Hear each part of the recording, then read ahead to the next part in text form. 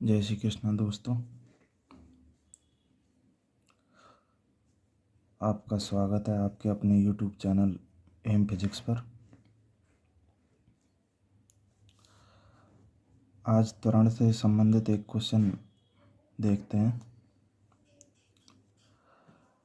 Car के त्वरण का परिमाण अधिकतम होता है यानी कब होता है। पहले तो प्रश्न को समझते हैं। प्रश्न क्या पूछ रहा है। त्वरण का परिमाण अधिकतम अर्थात वेग में अधिकतम परिवर्तन कब होता है। ब्रेक लगाने पर, मैक्सिमम स्पीड पर, कार स्टार्ट करने पर या एक्सीलेटर दबाने पर।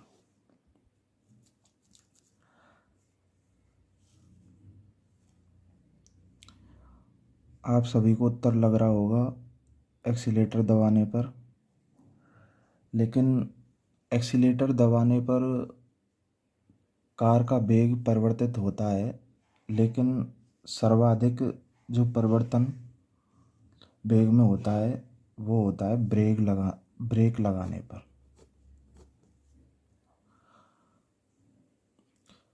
कार को एक्सीलरेट करने के लिए कम से कम 2-4 सेकंड ज़रूर चाहिए, लेकिन ब्रेक जब हम लगाते हैं कुछ ही सेकंडों में, कुछ ही पलों में ब्रेक लग जाती है, तो उससे उसके वेग में अधिकतम परिवर्तन होता है। इसलिए इसका उत्तर है ब्रेक लगाने पर। आज हम दूरी, समय, विस्थापन, वेग आदि से संबंधित कुछ ग्राफ के बारे में जानते हैं।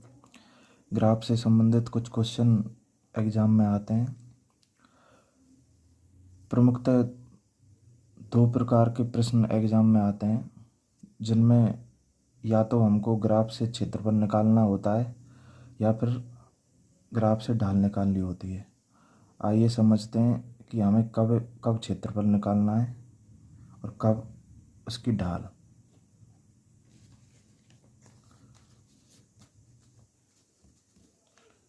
क्षेत्रफल कब निकालेंगे। प्रश्न में जो राशि हमें पूछी है, यदि वो बाकी की 2 राशि जिनके मध्य ग्राफ है, जैसे कि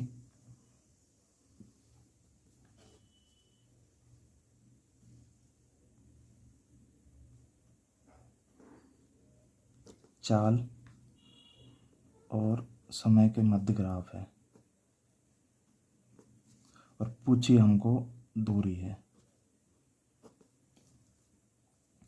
तो दूरी का फॉर्मूला होता है चाल गुणा समय।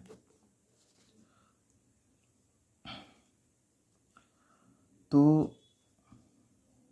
पूछी गई राशि यदि हमें गुणा प्राप्त करने से प्राप्त हो रही है, तब तो हमें निकालना है क्षेत्रफल। इसको हम याद रखने के लिए गुच्छे भी बोल सकते हैं। गु का मतलब गुणा और छे का मतलब क्षेत्रफल, अर्थात जो राशि हमें गुणा करने पर प्राप्त हो रही है हम उसमें निकालेंगे क्षेत्रफल। जैसे के लिए उदाहरण के लिए, और जो क्षेत्रफल निकलेगा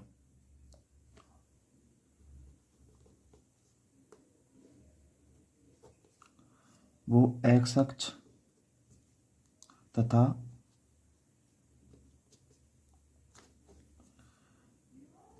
ढाल के मध्य का निकलेगा। जैसे कि चाल मान लो यहाँ पे है 4 और समय है 5।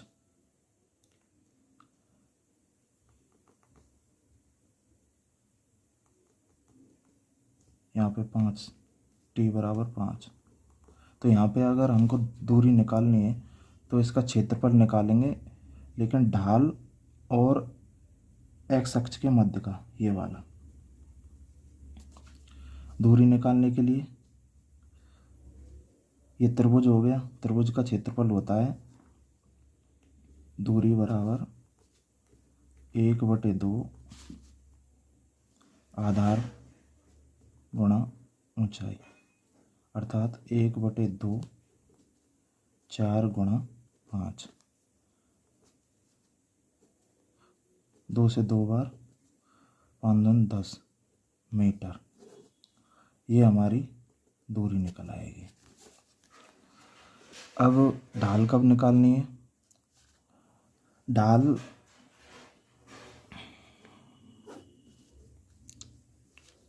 ढाल हमको तब निकालनी है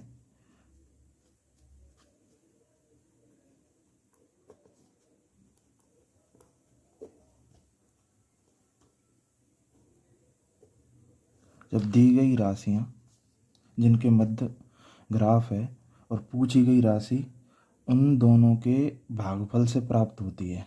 जैसे कि यहाँ पे पूछ रहे हैं हम चाल।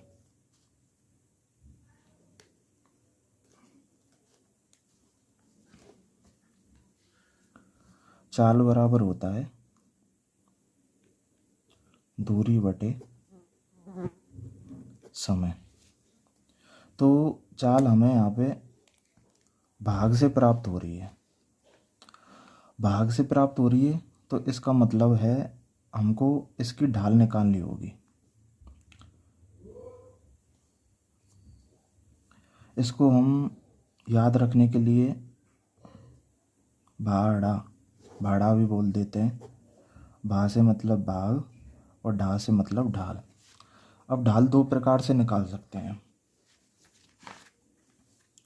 एक तो जब एक्स अक्ष और ढाल के मध्य कोण दे रखा हो तब तो हम ढाल का फॉर्मूला होता है tan थीटा, अर्थात यहाँ पे चाल बराबर tan थीटा। जैसे थीटा का मान दे रखा है यहाँ पे मान लेते हैं 45 डिग्री। tan 45 का मान होता है 1, तो यहाँ पे चाल का मान आ जाएगा 1।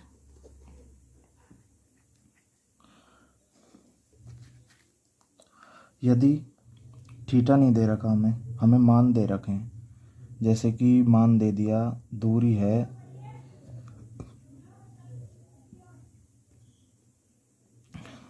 10 और समय है 5, दूरी 10 मीटर, समय 5 सेकंड। तो चाल हम निकाल सकते हैं, वही ढाल से निकलेगी। तो ढाल का दूसरा फॉर्मूला होता है tan थीटा बराबर लंबाई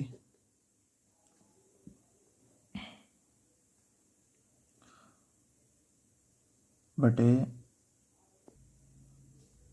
आधार, अर्थात 10/5 अर्थात 2 मीटर प्रति सेकंड। ऐसे करके हम आए हुए प्रश्नों को सॉल्व कर सकते हैं। अब 2-4 ग्राफ देखते हैं। जैसे दूरी और समय के मध्य ग्राफ खींचें।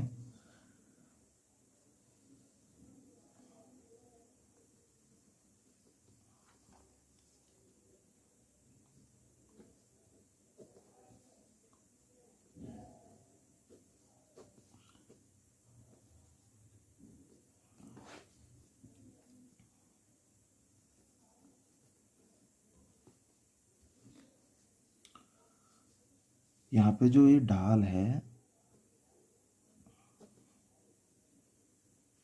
ये चाल को रिप्रेजेंट करेगी, क्योंकि चाल हमें प्राप्त होती है दूरी बटे समय से। चाहे फिर वो थीटा से निकालें, चाहे मान दे रखे हों, कैसे भी निकाल सकते हैं।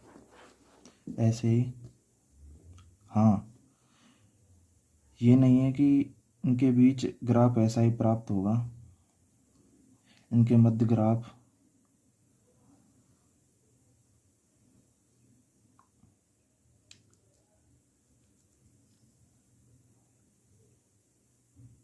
ऐसा भी प्राप्त हो सकता है।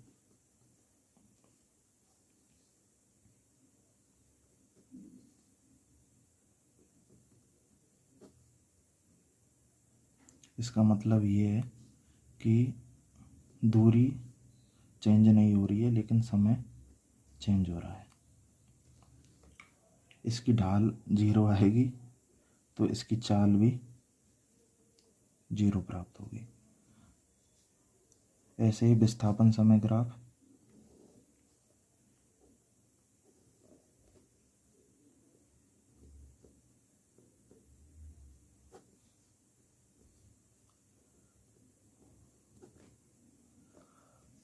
यहाँ पे जो ढाल हमें प्राप्त होगी ये रिप्रेजेंट करेगी वेग को। चूंकि वेग बराबर होता है विस्थापन बटे समय, चूंकि ये भाग से प्राप्त हो रही है हम इसको याद रख सकते हैं भाड़ा से, भा से मतलब भाग और डा से मतलब ढाल, अर्थात हमको इसकी ढाल निकालनी होगी और ढाल इसकी किसके बराबर होगी, वेग के। एक चीज़ और, अगर हम किसी समय विशेष पर मान लें कि t1 समय पर हम वेग निकाल रहे हैं, तो जो ये t1 समय पर जो वेग का मान प्राप्त होगा हमें ये तात्क्षणिक वेग प्राप्त होगा, अर्थात उस समय विशेष पर जो वेग का मान प्राप्त होगा वो ही तात्क्षणिक वेग होगा। ऐसे ही वेग समय के मध्य ग्राफ ऐसे ही बनेगा।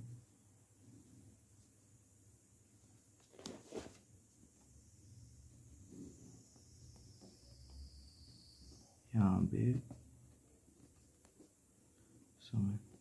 समय को मुख्यतः एक्स अक्ष पे ही लेते हैं सुविधा के लिए, लेने को हम इसे वाई अक्ष पे भी ले सकते हैं।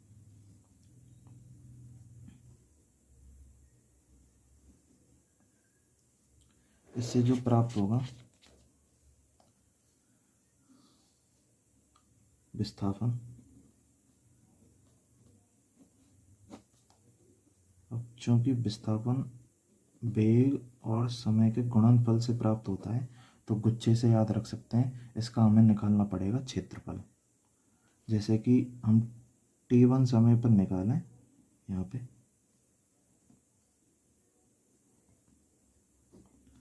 तो ये जो क्षेत्रफल है इसका ये विस्थापन के बराबर होगा।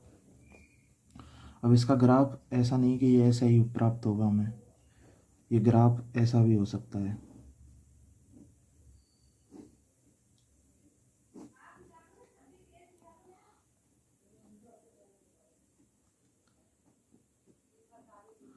यहाँ पे क्या दर्शाता है कि वेग नियत है इसका, जैसे t1 समय पर यहाँ पे निकालें तो ये क्षेत्रफल निकलेगा, ये एक आयत बन जाएगा, ये पूरा की पूरा क्षेत्रफल, क्योंकि ढाल और एक्स अक्ष के मध्य का जो क्षेत्रफल होता है वही आंसर होता है। जैसे कि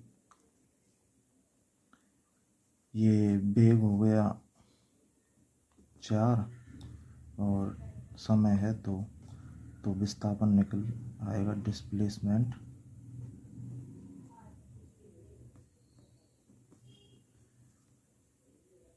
चार इंटू 2 अर्थात 8। हमें ग्राफ ऐसा भी प्राप्त हो सकता है। ऐसे ही चाल और समय के मध्य,